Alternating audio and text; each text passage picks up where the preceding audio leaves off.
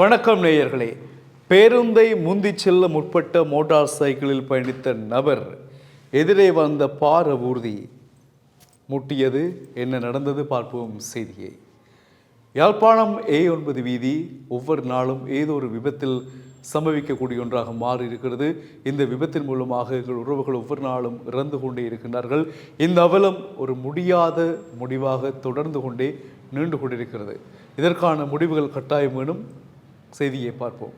A9 வீதியில் கிளிநொச்சி பகுதியில் கிட்டத்தட்ட கனகாம்பிகை குளம் பகுதி கிட்ட 155வது கட்டை பகுதியில் ஒரு குறுந்தூர பேருந்து ஒன்று ஆட்களை ஏற்றுவதற்காக நிறுத்தப்பட்டிருந்தது.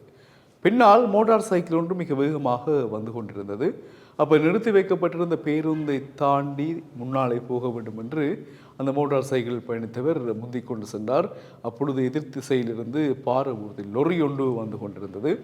திடீரென்று அந்த லொரி மீது மோட்டார் சைக்கிள் மோதி இருக்கிறது. நான் நினைக்கின்றேன் சரியான வேகமாக சென்றபடினால் கட்டுப்படுத்த முடியாமல் அது சாரதியின் கட்டுப்பாட்டை மீறி அந்த பார ஊர்தியுடன் மோதி இருக்கிறது. இதில் 2 பிள்ளைகளின் தந்தையான அருள்நேசன் அருள்பாலன் என்கின்ற ஒரு நபர் குடும்பஸ்தர் உயிரிழந்திருக்கின்றார். இன்று காலை 8 மணியளவில் இந்த சோகமான சம்பவம் A9 வீதியில் இடம்பெற்றிருக்கிறது. இதனால் அந்த பகுதியில் சில மணி நேரங்கள் போக்குவரத்துகள் தடைப்பட்டிருக்கின்றன. இதைத் தொடர்ந்து கிளிநொச்சி போலீசார் விசாரணைகளை மேற்கொண்டு வருகின்றார்கள். அதற்கிடையில் பார ஊர்தியை செலுத்தி வந்த சாரதி தானாகவே போலீஸ் நிலையம் சென்று சரணடைந்திருக்கின்றார். எனவே அவருடைய பக்கத்தில் நான் நினைக்கின்றேன் பிள்ளைகள் இருக்க வாய்ப்பு இல்லை. ஏனென்றால் வாகனங்களை முந்தி செல்லுகின்ற பொழுது எதிரே வாகனங்கள் வருகின்றனவா, பின்னால் வருகின்றனவா, முந்தி செல்லக்கூடிய வாய்ப்பு இடைவெளி எங்களுக்கு போதுமானதாக இருக்கிறதா, எல்லாவற்றையும் ஒரு சாரதி கண்ண நேரத்தில் சிந்திக்க வேண்டும். அவர்தான் ஒரு முறையான சாரதியாக இருக்க முடியும். எங்களுடைய பாட்டு நாங்கள் போவோம், ஓவர்டேக் பண்ணுண்டா பண்ணுவோம், திரும்புவோம், நிப்பாட்டுவோம், அப்படி எங்களுடைய எண்ணத்தில் நாங்கள் செல்வோமாக இருந்தால் இவ்வாறான இறப்புகளையும் இழப்புகளையும் தவிர்க்க முடியாது. எனவே மோட்டார் சைக்கிளில் வேகமாக சென்றவர் அந்த பார ஊர்தி வந்திருப்பதை கண்டிருக்க வேண்டும் கட்டாயமாக.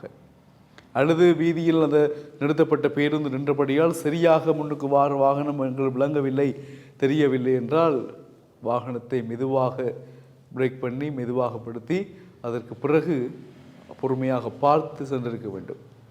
எல்லாவற்றையும் மறந்து இந்த பேருந்தை முந்தி செல்கையில் எதிரே வந்த பார ஊர்தி மோதி இருக்கிறது. கனகாம்பிகை குளம் 155வது கட்டை A9 வீதியில் இடம்பெற்றிருக்கிறது.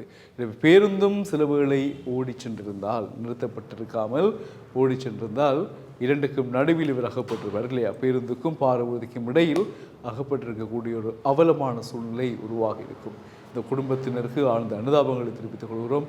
அவருடைய ஆத்மா சாந்தி அடையட்டும். பொறுமையாக இருந்தால் வெல்லலாம் இல்லையா? வீதிகளில் செல்லுகின்ற பொழுது மிக அவதானமாக செல்ல வேண்டும். வணக்கம் நேயர்களே, சந்திப்போம்.